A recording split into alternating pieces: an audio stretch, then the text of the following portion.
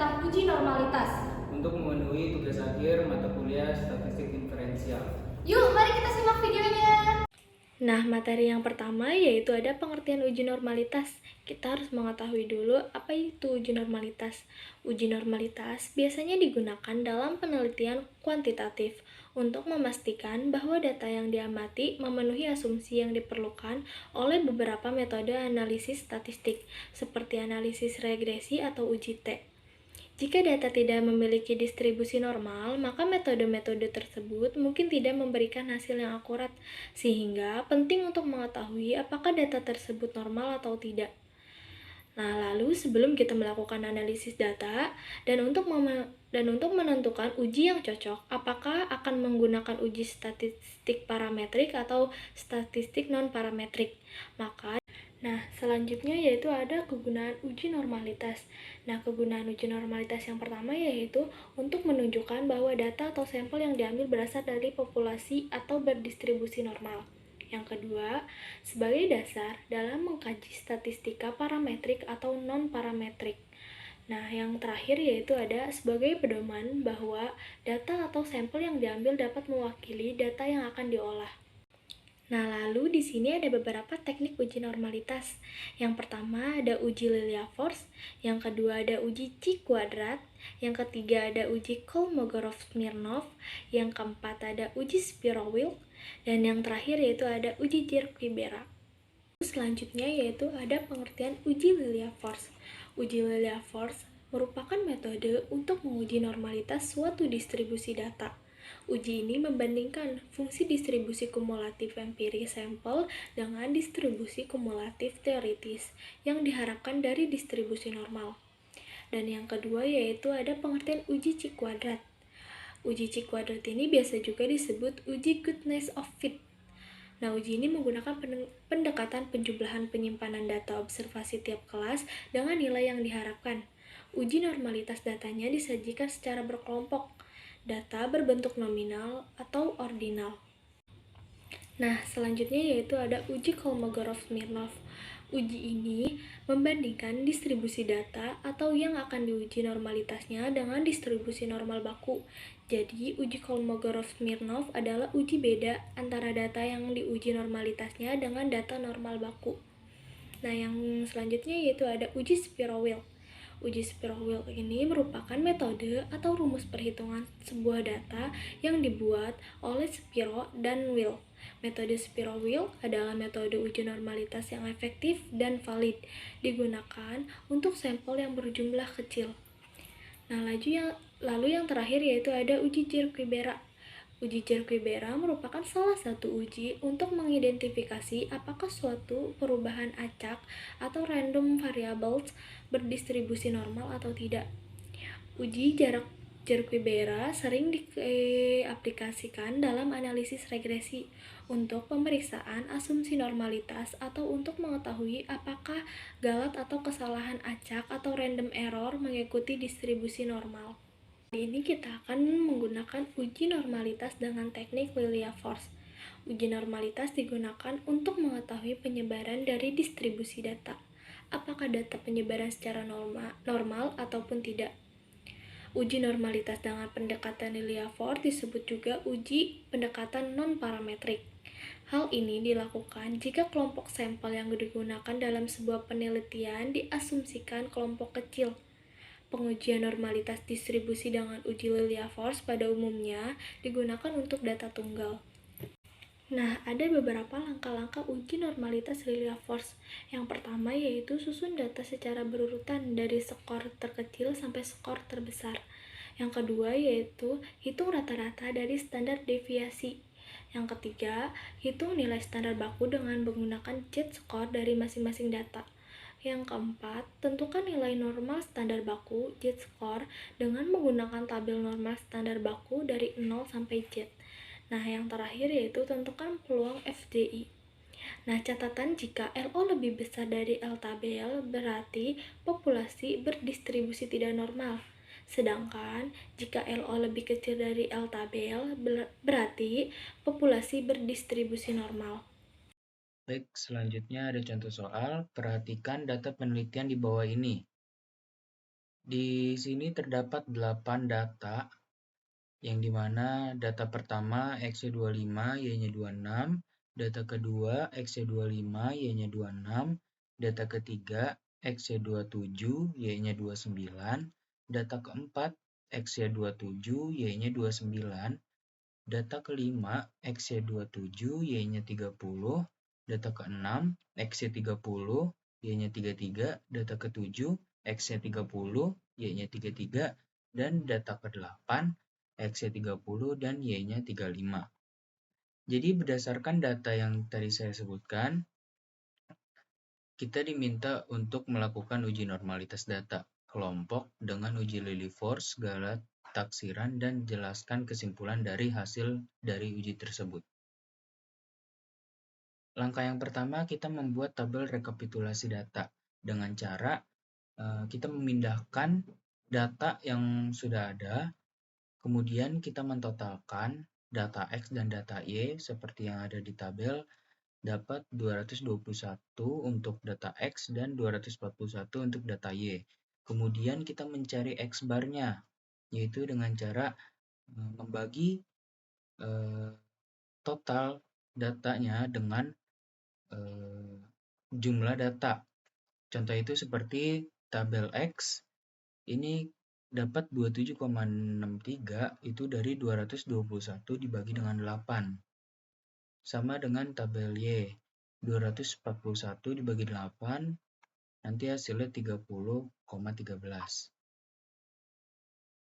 Selanjutnya kita membuat tabel X kecil dan tabel Y kecil, yaitu dengan cara data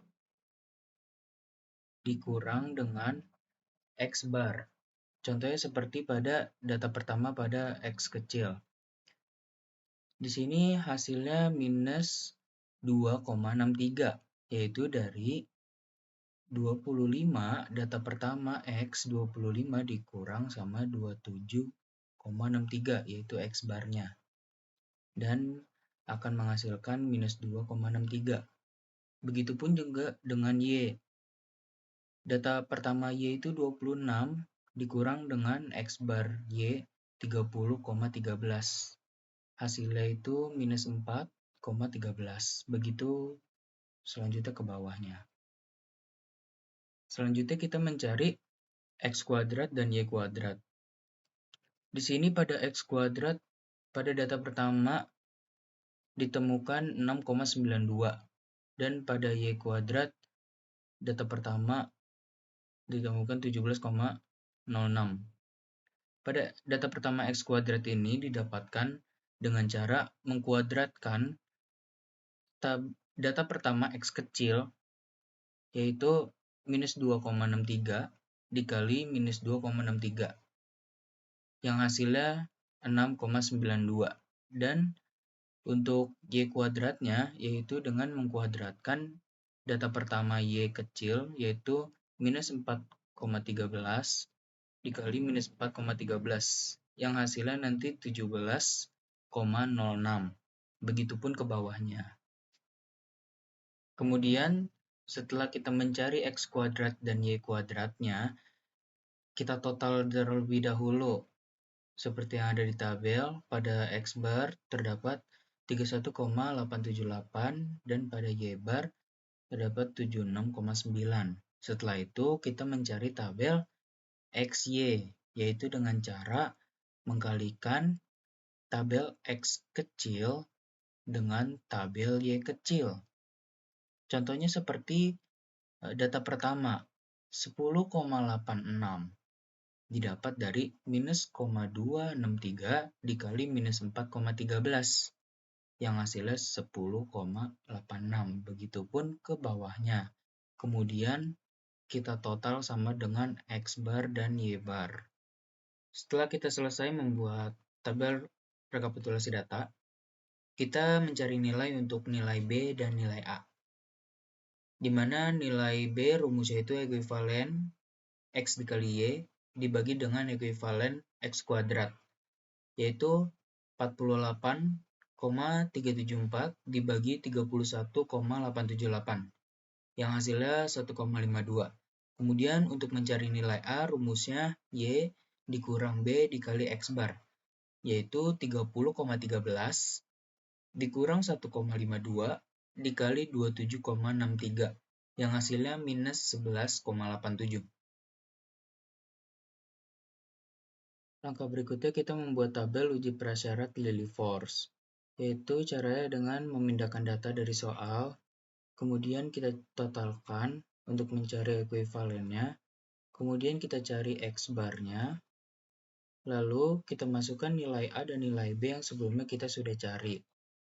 Kemudian langkah selanjutnya kita mencari Y topi, yaitu dengan cara nilai A ditambah nilai B dikali X.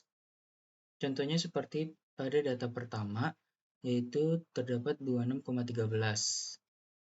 Kita dapat mencari tersebut dengan cara minus 11,87 ditambah dengan 1,52 dikali 25, yang hasilnya 26,13. Selanjutnya kita mencari nilai X, rumusnya itu Y dikurang Y topi. Contohnya seperti data pertama, 26 dikurang 26,13, yang hasilnya minus 0,13. Begitupun caranya sampai data terakhir. Langkah selanjutnya kita membuat tabel uji Lillie Force. Caranya itu dengan memindahkan tabel X pada uji prasyarat Lillie Force, kemudian kita cari ekuivalennya, kemudian kita X-barkan. Lalu langkah berikutnya kita mencari X min X bar, yaitu dengan cara minus 0,73 dikurang 0,01, yang hasilnya minus 0,74. Begitupun sampai data terakhir. Kemudian, langkah berikutnya kita mencari X min X bar kuadrat. Contohnya itu minus 0,74 dikali minus 0,74, yang hasilnya 0,55. Begitupun sampai data terakhir. Kemudian, kita totalkan atau kita ekuivalenkan. Lalu langkah berikutnya kita mencari S kuadrat, yaitu dengan cara ekuivalen X min X bar kuadrat dibagi sama jumlah data. Jadi di sini terdapat 0,43, yaitu dengan cara 3,46 dibagi 8, yang hasilnya 0,43. Kemudian kita mencari nilai SD. Nilai SD ini didapat dengan cara mengkuadratkan nilai S kuadrat, yaitu kuadrat dari 0,43, yang hasilnya 0,66. Selanjutnya kita mencari tabel ZH.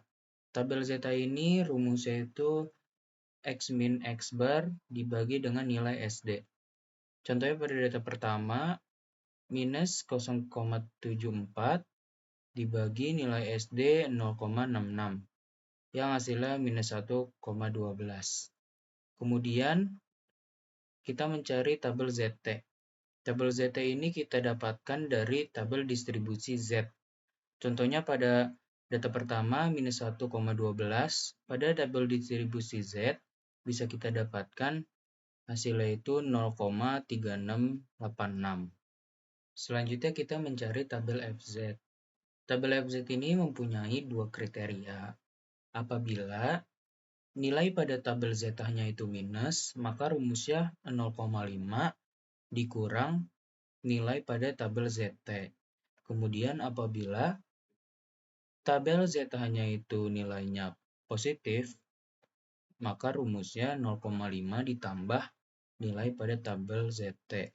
Contohnya pada tabel pertama, tabel Z-nya itu minus 1,12, maka rumusnya itu 0,5 dikurang 0,3686, maka hasilnya 0,1314. Selanjutnya kita mencari tabel SZ.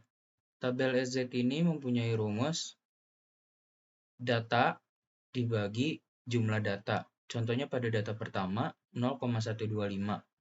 Itu didapat dari 1 dibagi 8. Kemudian pada data kedua terdapat 0,25, yaitu dari 2 dibagi 8. Begitupun selanjutnya sampai data terakhir. Selanjutnya kita mencari tabel LO. Tabel LO ini rumusnya nilai pada tabel FZ dikurang dengan nilai pada tabel SZ. Contohnya pada data pertama, nilai pada tabel FZ itu 0,1314 dikurang dengan tabel SZ 0,125 yang hasilnya 0,0064. Begitupun sampai data terakhir. Jadi kesimpulannya, tabel LO memiliki nilai maksimalnya atau terbesar yaitu 0,3332. Dan pada nilai LT ini bisa kita dapatkan pada tabel nilai kritis L untuk uji Lilly Force, yang dimana tarif nyatanya 5% dan jumlah datanya itu 8, yang hasilnya 0,285. Jadi, nilai LO lebih besar daripada nilai LT, maka bisa diasumsikan data berdistribusi tidak normal. Sekian pemaparan materi dari kami, semoga bermanfaat untuk teman-teman. Mohon maaf apabila ada salah kata, kurang lebih yang mohon maaf. Wassalamualaikum warahmatullahi wabarakatuh.